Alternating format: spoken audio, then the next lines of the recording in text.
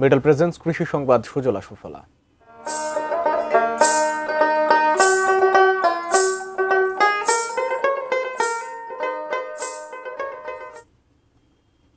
Box পদ্ধতিতে মধু সংগ্রহ করছেন নাটোরের মৌচাষীরা। এই পদ্ধতিতে পরাগায়নের মাধ্যমে সরিষা ও কালোজিরার যেমন চাষ বাড়ে, তেমনি পাওয়া যায় মূল্যবান মধু। এ মৌসুমে প্রায় 1,35,00,000 টাকার মধু উৎপাদনের লক্ষ্যমাত্রা জেলার মধু চাষীদের। নাটোর থেকে সোহেল রানার ক্যামেরায় বোরহানউদ্দিন বনের তথ্য ও ছবিতে ডেস্ক রিপোর্ট।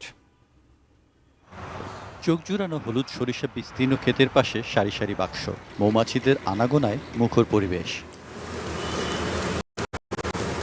কৃষি বিভাগের তথ্য অনুসারে নাটোর জেলায় প্রায় 11,000 হেক্টর জমিতে সরিষা ও প্রায় 300 হেক্টর জমিতে কালোজিরা চাষ হচ্ছে।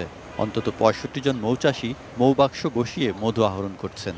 তারা অন্তত 87,076 কেজি মধু সংগ্রহের আশা করছেন, যার বাজার মূল্য প্রায় 1,35,00,000 টাকা।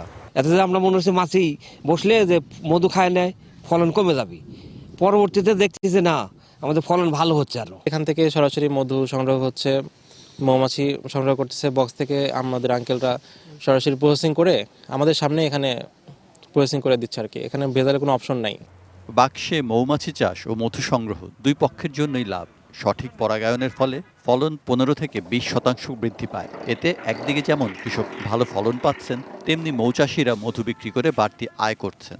মধু পোকাগুলা যদি এখানে এই জমিগুলাতে থাকে বসে, তাহলে আমাদের ফল বৃদ্ধি হবে কমসে কম 6 থেকে 6.5 মণ বিঘাতে।